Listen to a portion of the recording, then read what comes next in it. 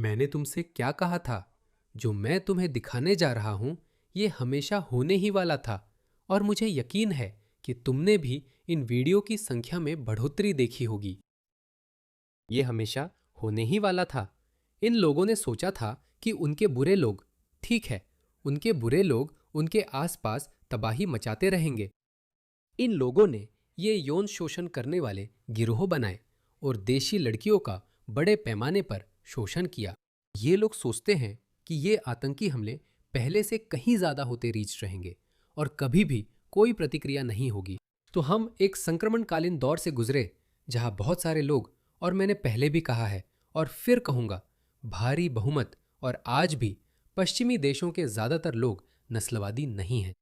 वे बिल्कुल उलट है, सबसे कम नस्लवादी है।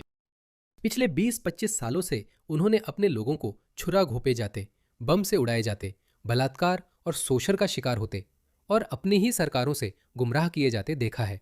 और वे सोचते रहे हैं, आखिर ये क्या है, ये हुआ क्या? हम आसपास के सबसे अच्छे लोग थे, हम सबसे ज्यादा स्वागत करने वाले लोग थे, फिर भी हमें हर रोज सबसे बुरा बताया जाता है कि हमने दुनिया को उपनिवेश बनाया।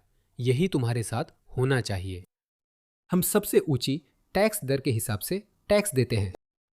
हम इन लोगों को हमारे कामकाजी वर्ग की कीमत पर वेलफेयर देते हैं। हमारे पूर्व सैनिक बेघर हैं। हमारी महिलाओं को महिला शरणालय नहीं मिलता।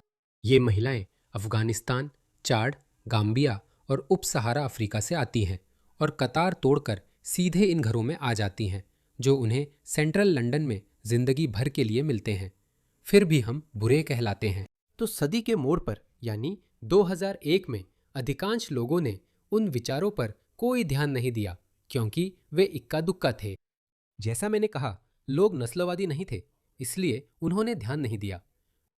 लेकिन पश्चिमी समाज, और मैं इसे सिर्फ ब्रिटिश समाज तक सीमित कर रहा हूं, बाकी पश्चिमी समाज भी इससे अलग नहीं है।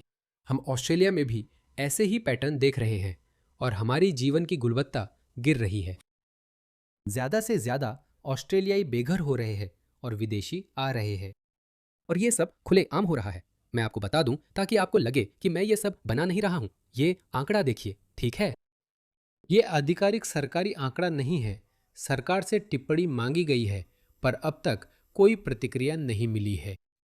उन्होंने अभी तक इसे चुनौती नहीं दी है, क्योंकि अगर वे इसे चुनौती देंगे तो उन्हें अपने हिसाब किताब सार्वजनिक करने पड़ेंगे, और वे ऐसा नहीं चाहते। ऑस्ट्रेलिया में रहने वाले कामकाजी उम्र के 55% सीरियाई लोग वेलफेयर पर निर्भर है। कामकाजी उम्र के 52% इराकी लोग वेलफेयर पर निर्भर है। 34% लेबनानी, 33% अफगान, 28% तुर्क, ये सभी किसी न किसी प्रकार की वेलफेयर पेमेंट पर निर्भर है। ऑस्ट्रेलियाई लोगों के लिए राष्ट्रीय औसत क्या है? 16%। सिर्फ 16% कामकाजी उम्र के ऑस्ट्रेलियाई वेलफेयर पर हैं। माफ कीजिए, लेकिन अच्छे और बुरे प्रवासियों के बीच का फर्क देखिए। ठीक है, बस कह दे, उपयोगी या बेकार प्रवासी। जर्मनी, यूके, न्यूजीलैंड से आने वाले प्रवासी ऑस्ट्रेलिया के राष्ट्रीय औसत से नीचे है। अब इसका मतलब है कि वे ऑस्ट्रेलियाई सोसाइटी के लिए कुल मिलाकर योगदान देने वाले हैं। जो शीर्ष पर है, आदिवासी हिस्से को माफ करे, शायद ऑस्ट्रेलिया ही भुगतान कर रहा है। खैर, वो आदिवासी समस्या है, हम कुछ नहीं कर सकते। हमारे समाधान अलग है, उन्हें बाकी लोगों जैसा नहीं रख सकते। यही हाल ब्रिटेन में भी है, देखिए। राष्ट्रीयता के अनुसार सरकारी लाभ। कांगो, 1000 कांगोली लोगों में से 445 लोग सरकारी लाभ ले रहे हैं। देखो इसे, इराक, अफगानिस्तान, अल्जीरिया, इरिट्रिया, इन सभी को आम मेहनतकश ब्रिटिश लोग, ब्रिटिश करदाता सब्सिडी दे रहे हैं। और यूके कहाँ है? इसमें कई ब्रिट्स शामिल हैं जो मूल निवासी नहीं हैं, बल्कि दूसरे या तीसरे पीढ़ी के पाकिस्तानी, बंगाली आदि हो सकते हैं। अगर आप उन्हें भी शामिल कर लें तो भी 1000 में से सिर्फ 100 लोग, ये वास्तव में काफी ज्यादा है। ये 10% है। सही है, वे किसी न किसी तरह की सरकारी सहायता ले रहे हैं। तो ये बहुत समय से हो रहा है। मैं काफी समय से चेतावनी दे रहा हूं, और इसमें मैं अकेला नहीं हूं। मुझे लगता है आप भी ऐसा ही सोच रहे होंगे। आपको यह समझने के लिए भविष्य देखने की कोई खास ताकत नहीं चाहिए कि किसी न किसी समय इसका उल्टा असर होगा। किसी न किसी समय कुछ न कुछ बदलना ही पड़ेगा। किसी न किसी समय कुछ होने वाला है। अब हम देख रहे हैं कि इन वीडियो की संख्या बढ़ रही है। इसे देखिए। वैसे मैं इसे बढ़ावा नहीं दे रहा हूं। मैं इसके परिणाम समझता हूं और खुश नहीं हूं। सच कहूं तो ये मुझे थोड़ा डराता है। हमने कहा था कि यह किसी के लिए, खासकर प्रवासी समुदाय के लिए अच्छा नहीं होगा। बताओ, मुझे दूसरी बार दौड़ते वक्त नस्लीय गाली क्यों दी गई? जानते हो क्यों? पिछले 20 सालों में आपने कुछ नहीं कहा। न अपने समुदाय के बुरे लोगों को टोका, न ही मूल ब्रिटिश लोगों से एकजुटता दिखाई। आपने कभी नहीं कहा, हाँ, हमारे कुछ बुरे लोग बम धमाके कर रहे हैं, वे स्थानीय लोगों को आतंकित कर रहे हैं, वे चाकू मार रहे हैं, बलात्कार कर रहे हैं। आपने कभी इस पर बात नहीं की। हमेशा कहा, तुम नस्लवादी और संकीर्ण सोच वाले हो। खैर, ये तो हमेशा होने ही वाला था। मैं जॉगिंग करते हुए घर जा रहा था, तभी एक अधेड़ गोरे आदमी ने साइकिल से पास से गुजरते हुए मुझसे कहा, साले पाकी, मेरे देश से निकल जा। और मैं सोच रहा था, वाह। मैं मुड़ा और सोचा कि मैं उसका पीछा करूंगा और उससे पूछूंगा, तुमने क्या कहा? लेकिन फिर मैंने सोचा, छोड़ो। लेकिन दोस्तों, हैरानी की बात है कि 2026 में, पूरे 2026 में ऐसा हो रहा है ना? हाँ, ये 10 या 20 साल पहले नहीं हुआ था, क्योंकि ज्यादातर लोग नस्लवादी नहीं थे। वो नस्लवादी क्यों नहीं थे? क्योंकि उन्हें अपनी लड़कियों के साथ बड़े पैमाने पर हो रहे बलात्कार के बारे में पता नहीं था। उन्हें इसके बारे में जानकारी नहीं थी।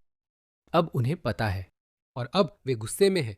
वे कह रहे हैं, ऊ ऊह, हमने जितना कर सकते थे किया, किसी भी संस्कृति से ज्यादा। और हम फिर भी बुरे लोग हैं। अच्छा, जानते हो क्या? अब बहुत हो गया। हमें तुम्हें यह मनवाने की जरूरत नहीं है कि तुम हमें प्यार करो, पसंद करो, हमारे इतिहास और संस्कृति का सम्मान करो। नहीं, जानते हो क्या? अब बहुत हो गया। यही वे अब कह रहे हैं। और ये और भी बुरा होने वाला है। मैं ये सब जॉगिंग करते समय अनुभव कर रहा हूँ। मुझे नस्लीय गालियाँ दी जा रही हैं, पाकी कहकर बुलाया जा रहा है और कहा जा रहा है कि अपने देश से निकल जाओ। अब बताओ, मैं कहाँ जाऊँ? मैं तो यूके में पैदा हुआ। हाँ, मैं यूके में पैदा हुआ हूँ। माफ करना, अब ये मायने नहीं रखता। क्योंकि तुम्हारी वफादारी कहाँ है? कहाँ है तुम्हारी वफादारी? क्या तुम सबसे पहले मुसलमान हो? क्या तुमने अपनी कम्युनिटी के बुरे लोगों को कभी टोका? नहीं, तुमने कुछ नहीं किया। असल में कई मशहूर मुसलमान, जैसे कि बुशरा शेख और कई दूसरे, उन्होंने कहा, घस खान, हर बार जब कोई मुस्लिम आदमी आतंकवादी कृत्य करता है तो हमें माफी क्यों मांगनी पड़ती है? क्योंकि तुम उनकी संस्कृति साझा करते हो, इसलिए माफी मांगनी पड़ती है। इसलिए तुम्हें सामने आकर उन हरकतों की निंदा करनी चाहिए थी और खुद को उनसे दूर करना चाहिए था, लेकिन तुमने नहीं किया। तुमने स्थानीय लोगों को उनकी ही समझ पर शक करने पर मजबूर किया। कुछ मामलों में उन्होंने सच में कहा, जानते हो क्या, इस्लामोफोबिया की वजह से अब ज्यादा आतंकवाद हो रहा है। बहुत से, सच में इन लोगों में से बहुतों ने ऐसा कहा। तो जानते हो क्या, मैं ये कहता आ रहा हूं, मैं ये कहता आ रहा हूं। मेरी वीडियो, आप जाकर मेरी पुरानी वीडियो देख सकते हैं। ये होने वाला है। इन वीडियो की संख्या समय के साथ बढ़ती जाएगी। आप चाहते हैं मैं कहाँ जाऊँ? अगर आप मुझे कोई अच्छा विदेशी द्वीप, समुद्र तट, झोपड़ियाँ और ड्रिंक्स दिला दें। नहीं, तुम्हारे रहन सहन पर सब्सिडी देने के दिन अब खत्म हो गए हैं। तुम्हें पाकिस्तान के किसी गांव में वापस जाना पड़ेगा भाई। तुम्हें ऐसा ही करना पड़ेगा। या फिर अगर यूके ने तुम्हारा अच्छे से ख्याल रखा है और तुमने अच्छा पैसा कमा लिया है तो शायद तुम्हें यूएई या कहीं और जाना पड़े। लेकिन वहां जाकर तुम्हें जल्दी ही पता चल जाएगा किसी के देश में मेहमान होने का क्या मतलब है, क्योंकि यूएई तुम्हें नागरिकता के अधिकार नहीं देता। तुम्हें बराबरी से जगह दी गई थी। हाउस ऑफ लॉर्ड्स में 25 मुस्लिम या उपमहाद्वीपीय सांसद है और फिर भी तुम खुश नहीं हो। पूरे पूरे गांव तुम्हारे पास आ गए हैं। सैकड़ों काउंसलर और मेयर मुस्लिम हैं और फिर भी तुम खुश नहीं हो। ब्रिटेन अब भी नस्लवादी है। लड़कों, तुम्हें नहीं पता आगे क्या होगा। अब वे बताएंगे नस्लवादी होने का मतलब। मैं खुशी खुशी आगे बढ़ूंगा। हाँ, अच्छा, मैं तो यहीं पैदा हुआ हूँ। तुम लोग नस्लवादी क्यों बन रहे हो? मुझे समझ नहीं आता। मुझे समझ नहीं आता। ये देखो, एक और, इसे देखो। ये आदमी स्क्रीन या कुछ और से पढ़ रहा है। मेरा नाम मोहम्मद इकबाल है। मैं अपनी पत्नी के साथ ग्लासगो आया ताकि वो पढ़ाई कर सके और हम बेहतर भविष्य बना सकें। मैं यूके में कानूनी रूप से रह रहा हूँ और फूड डिलीवरी ड्राइवर के तौर पर काम कर रहा हूँ। डिलीवरी के दौरान कुछ लोग मेरे पास आए जबकि मैंने कुछ गलत नहीं कहा या किया। एक समूह प्रदर्शनकारियों ने मुझ पर नस्लभेदी गालियां चिल्लाना शुरू कर दिया। वे आ गए। मैं इसे नकार नहीं रहा हूं, मैं वही हूं। आप वीडियो क्लिप देख रहे हैं?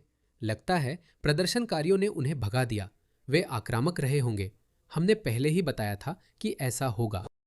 जिम्मेदारी हमारे नेताओं पर है। उन्होंने ही ऐसा किया, उन्होंने ही यह सब कराया। इसी वजह से षड्यंत्र सिद्धांत की बात उठती है। इस समय यह अभी भी एक षड्यंत्र सिद्धांत है, लेकिन अब मैं इस पर पहले से थोड़ा ज्यादा विश्वास करने लगा हूं, क्योंकि बाकी सारी बातें जो पहले षड्यंत्र सिद्धांत लगती थीं, वे सच साबित हो रही हैं। नेता यही चाहते हैं कि ऐसा हो। इसी दौरान वे अपने मन में नैतिक ऊंचाई बनाए रखते हैं कि अरे जानते हो क्या, हम तो नस्लवादी नहीं हैं, लेकिन यह है नस्लवाद है, यह है नस्लवाद है। अगर ये नस्लवाद है, अगर ये 10 साल पहले नहीं था, तो अब ये क्यों है? अचानक से सब लोग नस्लवादी कैसे हो गए? क्यों? इसका मतलब है, चाहे ये सही हो या गलत, इसका मतलब है कि बहुसांस्कृतिकता का आपका विचार या पश्चिमी देशों को कम कुशल डिलीवरी उबर ड्राइवरों से भरने का आपका विचार असफल हो गया है। ये असफल हो गया है। इसने स्थानीय लोगों को नाराज कर दिया है। इससे जनता नाराज हो गई है। इसी वजह से वे नस्लवादी बन जाते हैं। तो अगर सामाजिक ताना बाना अब टिकाऊ नहीं रहा, तो इसकी वजह आप है। तो समाधान क्या है? उसी विनाशकारी रास्ते पर चलते रहे, यानी लगातार उन संस्कृतियों के लोगों को आयात करते रहें जो स्वाभाविक रूप से पश्चिमी समाज के साथ घुल मिल नहीं पाते। क्या यही करना है या दिशा बदलनी है? लेकिन वे दिशा नहीं बदलते। नए प्रधानमंत्री एंडी बर्नहैम ने अभी तक प्रवास के बारे में एक भी शब्द नहीं कहा है, जबकि हर सर्वेक्षण यह दिखाता है कि प्रवास ब्रिटिश जनता के लिए सबसे बड़ा मुद्दा है, और उन्होंने इसके बारे में कुछ भी नहीं कहा है। आप तो बस खुले में सोने की बात कर रहे हैं। मैं एक यूके प्रधानमंत्री के रूप में हमारी सड़कों पर खुले में सोने की समस्या खत्म करूंगा। ये सबसे बड़ा मुद्दा नहीं है। सबसे बड़ा मुद्दा तो प्रवास है। आपका देश सचमुच खुद को टुकड़ों में बांट रहा है, लेकिन नहीं, वे इसके बारे में बात नहीं करना चाहते। और इसी वजह से मैं उस साजिश के सिद्धांत पर लौटता हूं कि ये राजनेता खुद यही चाहते हैं। वे अराजकता फैलाना चाहते हैं, क्योंकि तब वे अपनी ताकत दिखा सकते हैं, और शायद तब वे अपनी कम्युनिस्ट क्रांति ला सकते हैं, क्योंकि क्रांतियां सिर्फ अराजकता से ही आती है। हाँ, एक पूरी तरह सामान्य, ठीक से चलने वाले समाज में क्रांति की कोई जरूरत नहीं होती। क्रांति की कोई जरूरत नहीं होती। ऑस्ट्रेलिया ठीक था। मुझे याद है 10-15 साल पहले कोई किसी चीज के बारे में बात नहीं करता था। किसी को किसी बात की परवाह नहीं थी। लोग 1 लाख लोग आते थे, 50,000 लोग जाते थे, किसी को फर्क नहीं पड़ता था।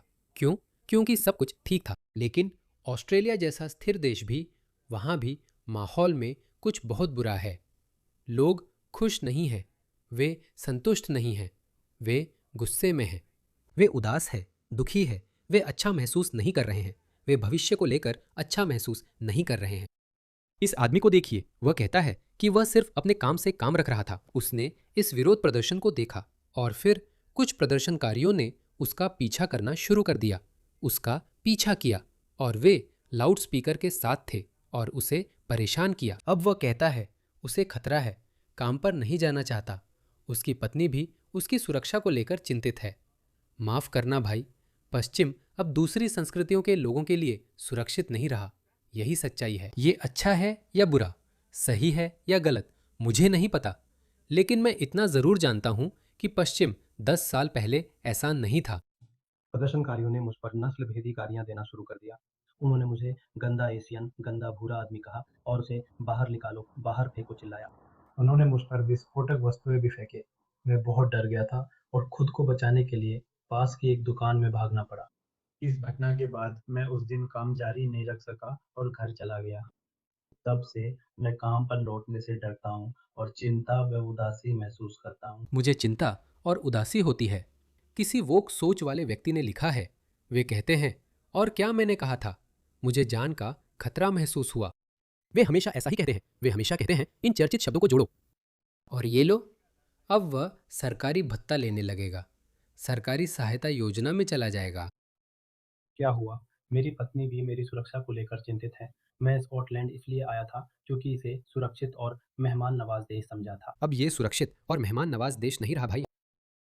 अगर राजनेता लोगों की इच्छाओं का सम्मान नहीं करेंगे, तो लोग ये सुनिश्चित करेंगे कि हर कोई इसके बारे में जान जाए। ये अच्छी बात नहीं है। मैं खुशी से नहीं कह रहा हूँ। कोई भी, मैं भी अराजकता नहीं चाहता, लेकिन कम्युनिस्ट और समाजवादी अराजकता चाहते हैं। मैं चाहता हूं कि इस घटना को गंभीरता से लेकर जिम्मेदारों को जवाबदेह ठहराया जाए। लोग कह रहे हैं, क्या वह स्क्रिप्ट पढ़ रहा है? हाँ, आसान हल। कोई भी उबर ईट्स, डिलीवरू या कोई भी टेक आउट डिलीवरी ऑर्डर न करे। पुराने तरीके अपनाओ, घर पर खाना बनाओ या खुद जाकर ले आओ। उबर दुनिया की सबसे खराब कंपनियों में से एक है। मुझे लगता है मैं इस पर विश्वास करता हूँ। वे सस्ता श्रम चाहते थे। वे सस्ते ड्राइवर चाहते थे, तीसरी दुनिया के ड्राइवर, क्योंकि उनमें से 10 लोग भी 2 बेडरूम के घर में रह सकते हैं। इसलिए वे $8-10 प्रति घंटे की दर पर भी काम कर लेते हैं। उन्होंने सब खराब कर दिया। अब मैकडॉनल्ड्स में भी ज्यादा प्रवासी काम कर रहे हैं। वहां ऑस्ट्रेलियाई बच्चे जाते थे। 14-15 साल के बच्चे, 15 साल के बच्चे वहां जाया करते थे। वहां वे पैसे की ताकत, रोजगार, खुद के लिए काम करना सीखते थे। वो एक बहुत ही खूबसूरत सांस्कृतिक चीज थी। लेकिन अब मैं क्या देखता हूँ?